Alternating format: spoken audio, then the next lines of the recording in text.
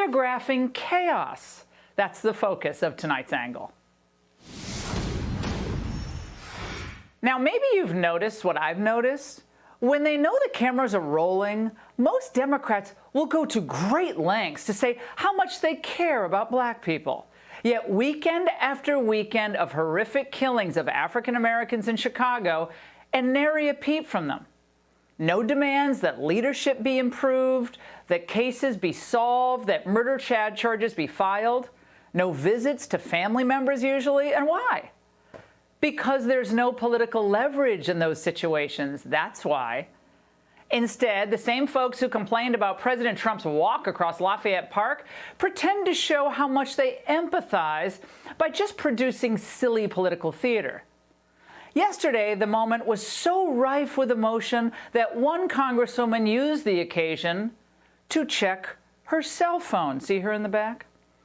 And not only did the entire Democrat Party ditch social distancing over the past few weeks, now their leaders are totally fine with cultural misappropriation. Look at Nancy there. When proposals to bring back jobs are what we need, all they have are props. It's so insulting, and beyond that, it's just embarrassing. And how utterly ineffective.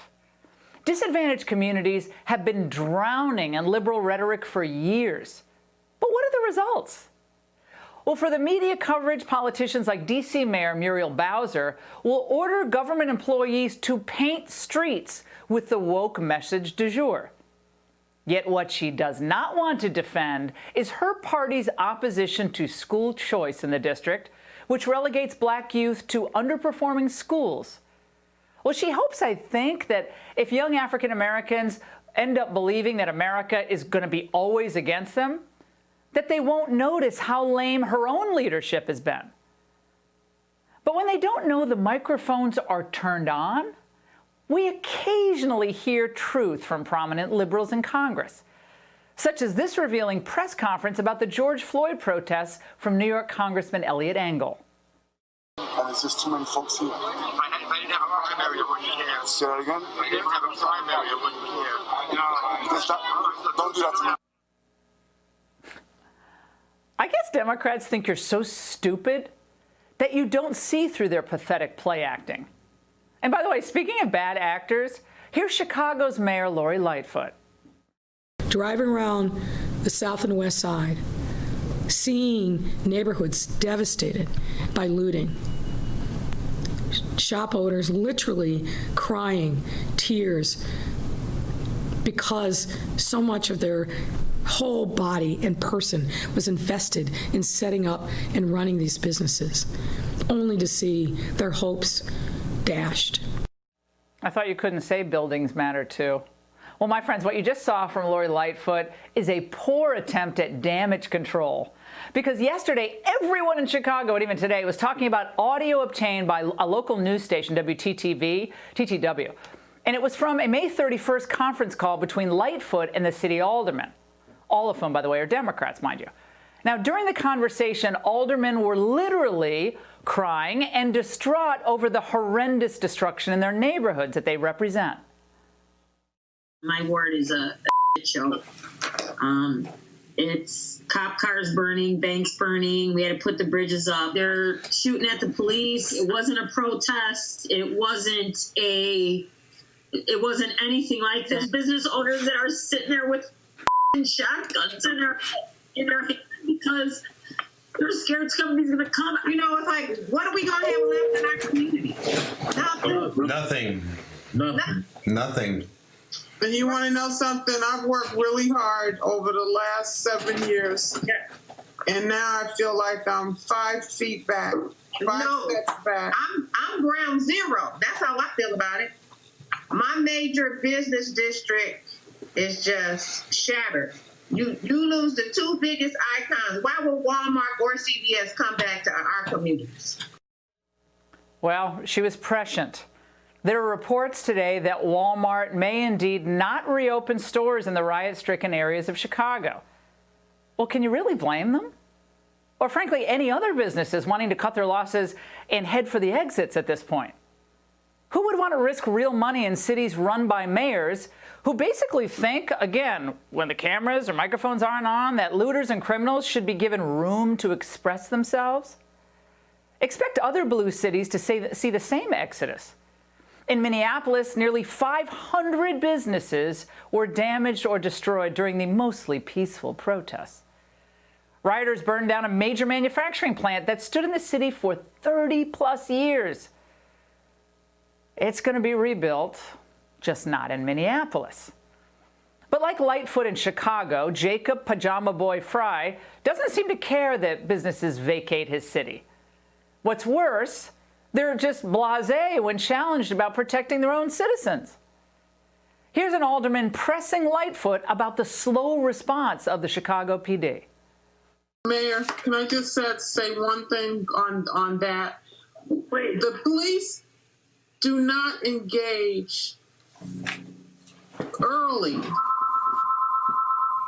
before the crowds get big. I will tell you, Alderman Dow, I know that you have some specific concerns, and you and I have discussed them briefly. I've been on calls all day asking people to step up and use their voices in their network and distinguish between righteous First Amendment protests and what we're seeing all over our city, which is just criminal conduct. Ooh, use their voices? Well, that's going to bring back jobs and confidence and solve the crime problem. What is she even talking about? But it gets worse. At one point, Alderman Raymond Lopez, who's going to join us in just a moment, he'd had enough and directly confronted Mayor Lightfoot and her cliches, or bromides, and he focused on both the violence and her role in stoking it. Half our neighborhoods are already obliterated. It's too late. We have to come up with a better plan, because my fear is once they're done looting and rioting and whatever's going to happen tonight, God help us, what happens when they start going after residents, going into the neighborhoods? Once they start trying to break down people's doors who they think they got something, and you've got them all pumped today, they're not going to go to bed at 8 o'clock. I've got gangbangers with AK-47s walking around right now, just waiting to settle some scores. What are we going to do, and what do we tell our residents other than good faith people stand up? It's not going to be enough. Thank you, Alderman. Next question. Well, no, I want an answer. You commented on everybody. I want an answer. It's not something you ignore. This is a question that I have. I think you're 100%. I think you're 100% full of what I think. If you think no offense, well, then. Hold on. Who are you to tell me I'm full of? And if you think we were not ready and we stood by and let the neighborhood go up, there's nothing intelligent that I can say to you. Well, maybe you should come out and see what's going on. One of the stupidest things I have ever heard. I understand you want to preen. I understand that you think that you... Mayor, you need to check your attitude. That's what you need to do. Wow. That's all I can say is wow.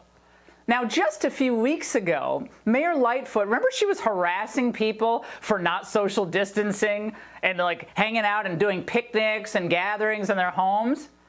But now she's demonizing anyone who questions her and her results.